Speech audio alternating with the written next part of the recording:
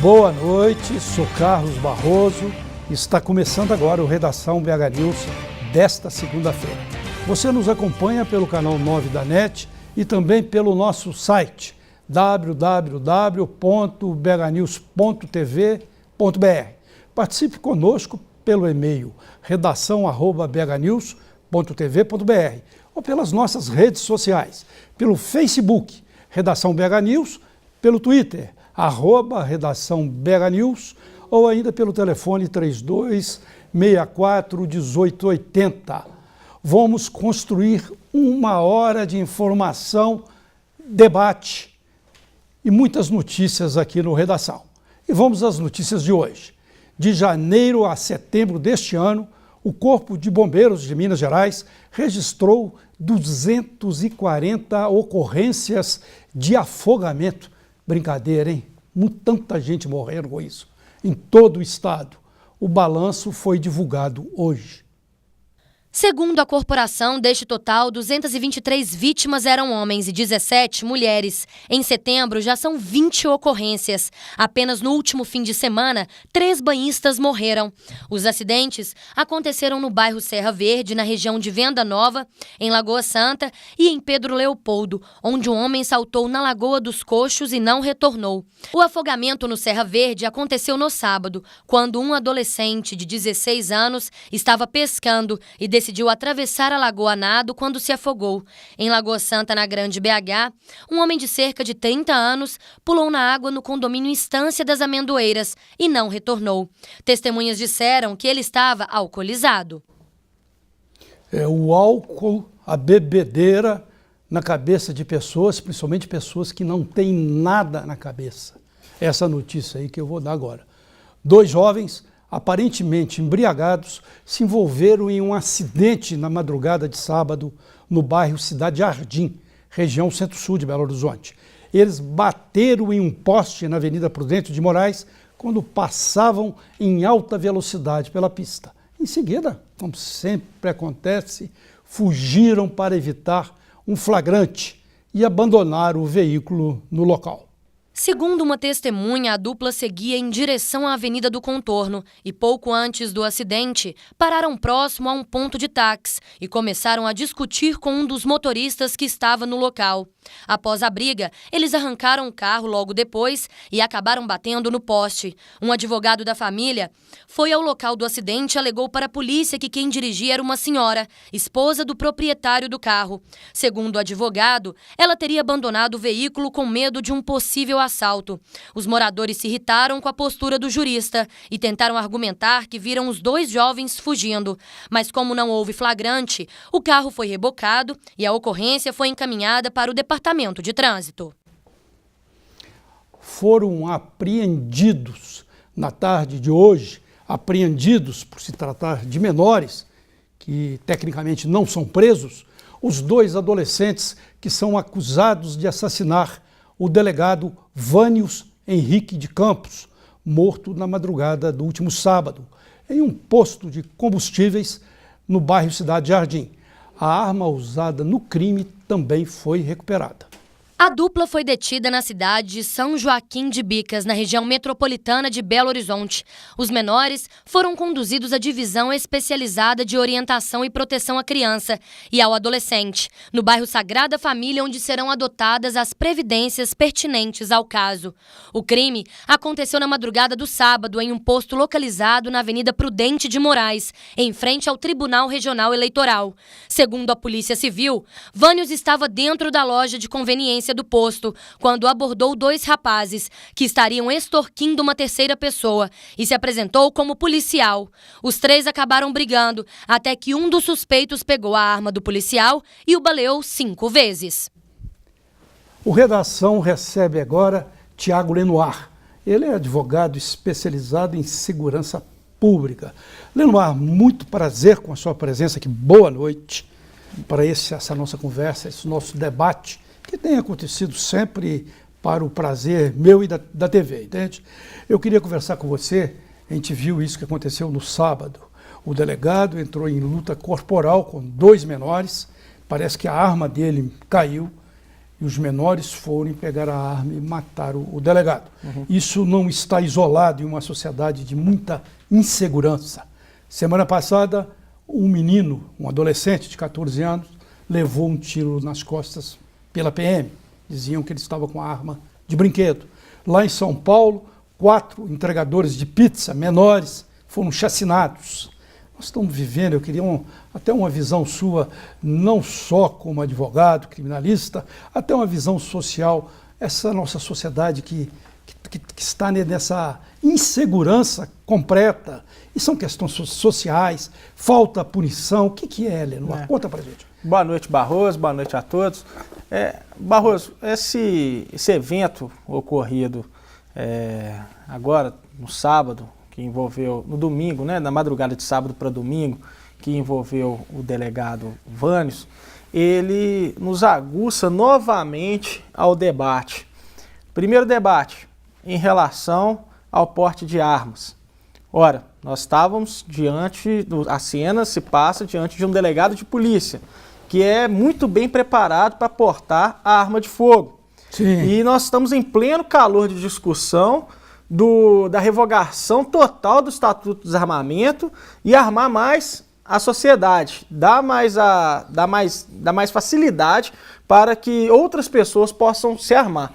Isso mostra claramente que se você vacilar, o pouco que seja, estando com a arma, a sua arma pode se tornar a arma do bandido e você virar a ser vítima daquele evento criminoso. Infelizmente o delegado, ele morreu. A vítima não pode ser culpada, né? Mas geralmente até a própria polícia recomenda não entrar em luta corporal, né? A recomendação é nunca reagir. Não reagir. Mas fato é, ele estava com uma arma de fogo e morreu com sua própria arma. Não vou aqui falar que foi um erro do delegado, que foi um erro de técnica, de perícia dele, de manusear, de abordagem, porque a gente não estava lá, não tem como a gente julgar a cena pelos fatos que a imprensa noticia. Mas ele faleceu com a sua própria arma, ok? Então cria-se um debate, volta essa discussão em relação a armar a sociedade. Será que nós estamos aptos para portar uma arma de fogo? Quem está apto a portar essa arma de fogo? Em que circunstância que você vai portar essa arma de fogo? Ou seja, é um debate muito sério para ser tratado de forma tão tênue. Outro ponto que cabe um debate profícuo aqui em relação a essa situação é a redução da maioridade penal, que também está em voga e está em ápice de discussão no Congresso Nacional. Ora, quem matou o policial foram 2 menores. E esses menores eles tiveram a audácia de discutir com esse policial, inclusive debochar da profissão do policial. Foi o que originou toda a confusão. Isso, né? De chegar ao ponto de falar para o delegado que o que ele ganha por semana ou por dia é mais do que o delegado ganha por mês. Você acha mesmo que se esse menor, se esse cidadão, se essa pessoa tivesse noção do que ele estava falando, poderia gerar uma responsabilidade penal para ele iria de fato debater com o policial, ele iria de fato dar uma voadora no policial, pegar a arma dele e alvejá-lo com 4 disparos de arma de fogo? Eu acho que não. E um deles tem 17 anos. Acredito muito que quando ele fizer 18 anos, ele pode até se tornar um criminoso, como vários deles se tornam. Mas cria nele um mínimo de responsabilidade em saber que o fato criminoso que ele cometer pode vir a acarretar uma pena severa para ele. O criminoso, ele sabe que ele vai tomar uma pena, porém, ele pelo menos ele vai selecionar o crime que ele vai cometer. Isso é muito interessante na criminologia. O sujeito, ele mata, ele sempre tem um objetivo. Ele vai matar para tirar a boca de fumo do outro, ele vai matar porque o outro tá ameaçando ele vai matar pelo patrimônio do outro, ele pode até matar por motivos fúteis.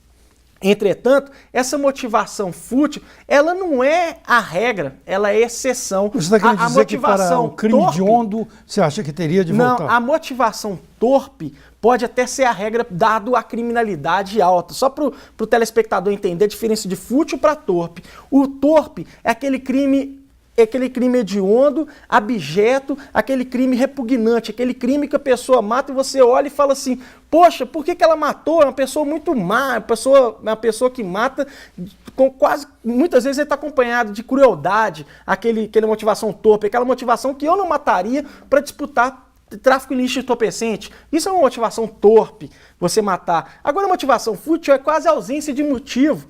É aquela motivação que você mata por causa de uma briga. E o que nós vemos no dia a dia pode até acontecer motivações fúteis, mas quando cria-se uma responsabilidade naquela pessoa, ela não vem a matar. E eu acredito piamente que se esses menores eles tivessem um pouquinho mais de responsabilidade, os freios inibitórios que cada pessoa tem, ela fala assim, não vou fazer isso. Aí entra nessa discussão da maioridade penal. O que vai acontecer com eles de agora para frente? Como você bem salientou ali, eles foram apreendidos. Poxa, não foram apreendidos, foram presos. Na prática, eles foram presos. E o que eles vão cumprir agora são medidas socioeducativas. Olha o que o nosso Estatuto da Criança e do Adolescente fala. Essa lei que está sendo votada não pega para trás, né? Não pega. A lei penal, ela só retroage para beneficiar o réu, nunca para prejudicar. Tá certo? Então, porque muitas pessoas perguntam isso. Será que com aquela votação eles podem ser imputados? Não vai ser imputado, mesmo porque a presidente nem sancionou a lei. Isso daí é só um projeto de lei ainda. Sim, sancionasse amanhã ou depois, para trás não. A lei penal só retroage para beneficiar o réu. Tá certo? Então eles vão sofrer uma medida socioeducativa. Quanto tempo que um sujeito que mata um policial, um delegado de polícia, uma autoridade, pode ficar preso? No máximo 3 anos, em medida socioeducativa.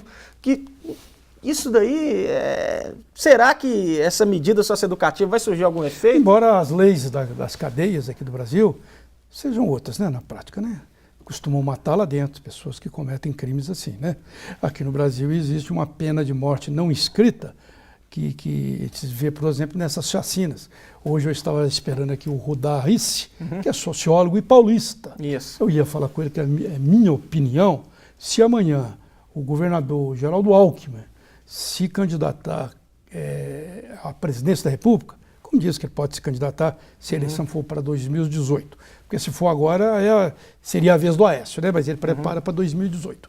Eu seria um combatente, não um combatente jornalístico, um cidadão combatente à candidatura dele.